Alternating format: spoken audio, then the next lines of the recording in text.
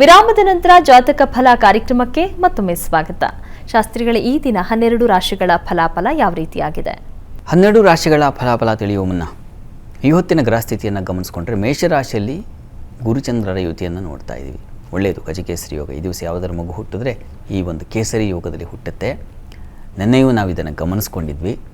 ಕೇಸರಿ ಯೋಗದಲ್ಲಿ ಹುಟ್ಟಿದ್ರೆ ಆತ ಗುಣಸಂಪನ್ನ ರಾಜಪ್ರಿಯಕರೋ ಭವೇತ್ ಅಂತ ಹೇಳುತ್ತೆ. ಮೇಧಾವಿ ಗುಣಸಂಪನ್ನ ರಾಜಪ್ರಿಯಕರೋ ಭವೇತ್ ಅಂತ ಅದು ಸೂತ್ರ. ಉತ್ಕೃಷ್ಟವಾದ ಫಲವನ್ನು ಕೊಡ್ತಕ್ಕಂಥದ್ದು. ಇನ್ನು ಕೇತು ಇರ್ತಕ್ಕಂಥದ್ದು ಕನ್ಯಾ ರಾಶಿಯಲ್ಲಿ, ಧನುಸ್ಸು ರಾಶಿಯಲ್ಲಿ ಅಲ್ಲಿ ಕುಜ ಬುಧ ಹಾಗೂ ಶುಕ್ರರ ಯುತಿಯನ್ನು ನೋಡ್ತಾ ಇದ್ದೀವಿ. ರವಿ ಇರ್ತಕ್ಕಂಥದ್ದು ಮಕರ ರಾಶಿಯಲ್ಲಿ, ಅಲ್ಲಿ ಜೊತೆಗೆ ಈ ದಿವಸ ಮಾಂದ್ಯ ಉದಿಯಾಗಿದೆ. ಇನ್ನು ಶನೈಶ್ಚರ ಕುಂಭರಾಶಿಯಲ್ಲಿ, ಮೀನರಾಶಿಯಲ್ಲಿ ರಾಹು. ಹೀಗಿರುವಾಗ 12 ರಾಶಿಗಳ ಫಲಾಫಲ ಹೇಗಿರ್ತದೆ ಗಮನಿಸ್ಕೊಳ್ಳೋಣ. ಮೊದಲಿಗೆ ಮೇಷರಾಶಿ. ಮೇಷರಾಶಿಯವರಿಗೆ ಸುಖ ಸೌಖ್ಯ ಸಮೃದ್ಧತೆ ಚೆನ್ನಾಗಿದೆ. ನೆನ್ನೆ ಹಾಗೆ ಈ ದಿವಸ ಕೂಡ ಸ್ವಲ್ಪ ಸಮಾಧಾನವಾಗಿರ್ತೀರ. ಬಂಧುಗಳ ಸಹಕಾರ ಚೆನ್ನಾಗಿರ್ತದೆ. ಸ್ನೇಹಿತರಿಂದ ಸ್ವಲ್ಪ ಸಹಕಾರ ಸಿಗ್ತಾ ಹೋಗುತ್ತೆ. ವೃತ್ತಿಯಲ್ಲಿ ಈ ದಿವಸ ಸ್ವಲ್ಪ ಕಿರಿಕಿರಿ ಇದೆ. ಈ ದಿವಸ ಸ್ವಲ್ಪ ಶ್ರಮ ತಗೊಳ್ಬೇಕು, ವಿಘ್ನಗಳುಂಟಾಗುತ್ತೆ. ಈ ದಿವಸ ತಪ್ಪದೆ ಗಣಪತಿ ಪ್ರಾರ್ಥನೆ ಮಾಡಿಕೊಂಡ್ರೆ ತುಂಬ ಒಳ್ಳೆಯದು. ಇನ್ನು ವೃಷಭ ರಾಶಿ. ವೃಷಭ ರಾಶಿಯವರಿಗೆ ವ್ಯಯ ಇದೆ. ಈ ದಿವಸ ಕೂಡ ಸ್ವಲ್ಪ ಖರ್ಚು. ಆತ್ಮೀಯರು ದೂರಾಗುವ ಸಾಧ್ಯತೆ ಸೂಚಿಸ್ತಾ ಇದೆ. ತುಂಬ ಹತ್ತಿರದವರು ಸ್ವಲ್ಪ ಮುನಿಸ್ಕೊಂಡ್ಬಿಡ್ತಾರೆ, ಅಂಥದ್ದೊಂದು ಲಕ್ಷಣ. ಇನ್ನು ವೃತ್ತಿಯಲ್ಲಿ ಅನುಕೂಲಕರವಾಗಿದೆ. ಕೆಲಸ ಕಾರ್ಯಗಳಲ್ಲಿ ತೊಡಕಿಲ್ಲ, ಸುಲಲಿತವಾಗಿ ಸರಾಗವಾಗಿ ಸಾಗುತ್ತೆ. ತಂದೆ ಮಕ್ಕಳ ದಿವಸ ನಿಜವಾಗಿಯೂ ಭಿನ್ನಾಭಿಪ್ರಾಯ ಬರುವ ಸಾಧ್ಯತೆ ಇದೆ. ಕಾರಣ ಅಲ್ಲಿ ಮಾಂದಿ ಬೇರೆ ಉದಿಯಾಗಿದೆ.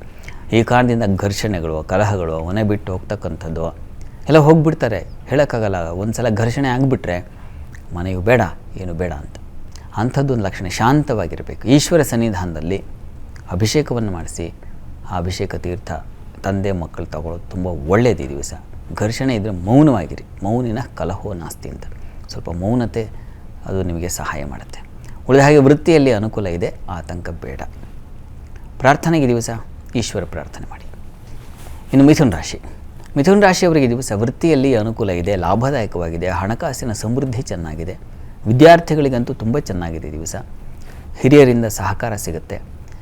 ಈ ದಿವಸ ನೋಡಿ, ಸಹೋದರರಿಂದ ಅಥವಾ ಸಹೋದರ ವಸ್ತುಗಳನ್ನು ನೀವು ಕಳೆದು ಹಾಕೋ ಸಾಧ್ಯತೆ ಇದೆ. ಆಮೇಲೆ ಇಬ್ಬರು ಪೈಪೋಟಿ, ಜಗಳ ಈ ಥರದ್ದೆಲ್ಲ ಇದೆ. ಹುಷಾರಾಗಿರಿ. ಈ ದಿವಸ ಕಾರ್ತವೀರ್ಯಾರ್ಜುನ ಸ್ಮರಣೆ ಮಾಡಿಕೊಂಡ್ರೆ ತುಂಬ ಒಳ್ಳೆಯದು. ಈ ದಿವಸ ದಾಂಪತ್ಯದಲ್ಲಿ ತಕ್ಕ ಮಟ್ಟಿಗೆ ಸಹಕಾರ ಸಿಗುತ್ತೆ, ಆತಂಕ ಇಲ್ಲ. ಕರ್ಕಾಟಕ ರಾಶಿಯವರಿಗೆ ಈ ದಿವಸ ವೃತ್ತಿಯಲ್ಲಿ ಬಹಳ ವಿಶೇಷವಾದ ಫಲ ಸಿಗುತ್ತೆ. ಹೊಸ ಅವಕಾಶಕ್ಕೆ ದಾರಿ ಈ ದಿವಸ ಉಂಟಾಗುತ್ತೆ. ನೆನ್ನೆ ಇದ್ದ ಹಾಗೆ ಈ ದಿವಸ ಹೊಸ ದಾರಿ ಸಿಗುತ್ತೆ. ನಿಮಗೆ ಹೊಸ ಆಲೋಚನೆಗಳು ಬರೋ ಸಾಧ್ಯತೆ ಇದೆ. ಇನ್ನು ಈ ದಿವಸ ದಾಂಪತ್ಯದಲ್ಲಿ ಭಿನ್ನಾಭಿಪ್ರಾಯ ಇದೆ, ಮನಸ್ತಾಪಗಳುಂಟಾಗುತ್ತೆ. ವ್ಯಾಪಾರಿಗಳಷ್ಟೇ ಸ್ವಲ್ಪ ತೊಡಕು. ಹಣಕಾಸಿನ ವಿಚಾರದಲ್ಲಿ ತುಂಬ ಘರ್ಷಣೆಗಳಾಗೋ ಸಾಧ್ಯತೆ ಇದೆ. ನೀವು ಕೂಡ ಈ ದಿವಸ ಈಶ್ವರ ಸನ್ನಿಧಾನದಲ್ಲಿ ಅಥವಾ ಕಾಲಭೈರವ ಸ್ಮರಣೆ ಮಾಡಿದ್ರೆ ತುಂಬ ಒಳ್ಳೆಯದು. ಕಾಲಭೈರವ ಅಷ್ಟಕ ಅಂತ ಇದೆ, ಅದನ್ನು ಹೇಳಿಕೊಂಡ್ರೆ ತುಂಬ ಒಳ್ಳೆಯದು. ಸಿಂಹರಾಶಿಯವರಿಗೆ ಈ ದಿವಸ ವೃತ್ತಿಯಲ್ಲಿ ಅನುಕೂಲಕರವಾಗಿದೆ. ಈ ದಿವಸ ನಾಳೆ ತುಂಬ ಚೆನ್ನಾಗಿದೆ. ಅಪ್ ಟು ನಿಮಗೆ ಮಂಗಳವಾರದವರೆಗೆ ನಿಮಗೆ ಉತ್ತಮವಾದ ಫಲ ಕಾಣಲಿಕ್ಕೆ ಅವಕಾಶ ಇದೆ. ಯೋಚನೆ ಮಾಡಿಬಿಡಿ. ವೃತ್ತಿ ಸಂಬಂಧಿ ಲಾಭದಾಯಕವಾಗಿರ್ತಕ್ಕಂಥದ್ದು ನೋಡ್ತೀರಾ. ಆದರೆ ಆರೋಗ್ಯ ವಿಚಾರದಲ್ಲಿ ತೊಡಕಿದೆ. ತರಚೋದು, ಗಾಯಗಳಾಗೋದು, ಬೆಂಕಿ ಸಂಬಂಧಿ ತೊಂದರೆ ಉಂಟಾಗುವ ಸಾಧ್ಯತೆ ಇದನ್ನು ಸೂಚಿಸ್ತಾ ಇದೆ. ಹುಷಾರಾಗಿರಿ. ಈ ದಿವಸ ಸಾಲದ ಬಾಧೆ ಕೂಡ ಸೂಚಿಸ್ತಾ ಇದೆ. ಈ ಕಾರಣದಿಂದ ಒಂದು ನರಸಿಂಹ ಪ್ರಾರ್ಥನೆ ಮಾಡಿಕೊಂಡ್ರೆ ತುಂಬ ಒಳ್ಳೆಯದು. ಇನ್ನು ಕನ್ಯಾ ರಾಶಿ. ಕನ್ಯಾ ರಾಶಿಯವರಿಗೆ ದಿವಸ ವೃತ್ತಿಯಲ್ಲಿ ತುಂಬ ಅನುಕೂಲಕರ ಫಲ ಇದೆ. ತೊಡಕುಗಳಿಲ್ಲ, ಕೆಲಸಗಳು ಸಮಾಧಾನವಾಗಿ ಸಾಗುತ್ತೆ. ಆದರೆ ಈ ದಿವಸ ಮಕ್ಕಳ ವಿಚಾರದಲ್ಲಿ ಮನಸ್ತಾಪಗಳಾಗುತ್ತೆ, ಬೇಸರ ಆಗುತ್ತೆ. ಮಕ್ಕಳ ವರ್ತನೆ, ಅವರ ಒಂದು ನಡೆ ಇವೆಲ್ಲ ನಿಮಗೆ ಹಿಂಸೆ ಮಾಡಿಬಿಡುತ್ತೆ. ಅವರ ವಿಚಾರದಲ್ಲಿ ವಿರೋಧಗಳು ಬರುತ್ತೆ. ಸಂತಾನ ಸೂಚನೆ ಇದ್ದರೆ ಅದಕ್ಕೇನೋ ಒಂದು ತೊಡಕು ಬರ್ತಕ್ಕಂಥದ್ದು. ಕಣ್ಣೀರನ್ನು ತರಿಸ್ಬಿಡ್ತಾನೆ ಆ ರವಿ ಮತ್ತು ಮಾಂದಿಯರಿ ದಿವಸ. ಹೀಗಾಗಿ ನೀವು ಕೂಡ ಆ ಈಶ್ವರ ಪ್ರಾರ್ಥನೆ, ಆತನ ಪ್ರಾರ್ಥನೆ ಮಾಡಿಕೊಂಡ್ರೆ ಮನಸ್ಸಿಗೆ ನಿರಾಳತೆ ಬರುತ್ತೆ. ಮಾಡಿ. ಸರಿ ಶಾಸ್ತ್ರಿಗಳ, ಇನ್ನುಳಿದ ರಾಶಿಗಳ ಬಗ್ಗೆ ಮಾಹಿತಿಯನ್ನು ಕೇಳಿ ಪಡೆದುಕೊಳ್ತೀನಿ.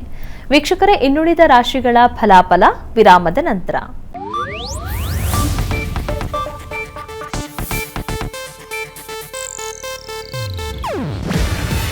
ಇದು ಏಷ್ಯಾನೆಟ್ ನ್ಯೂಸ್ ನೆಟ್ವರ್ಕ್ ಪ್ರಸ್ತುತಿ.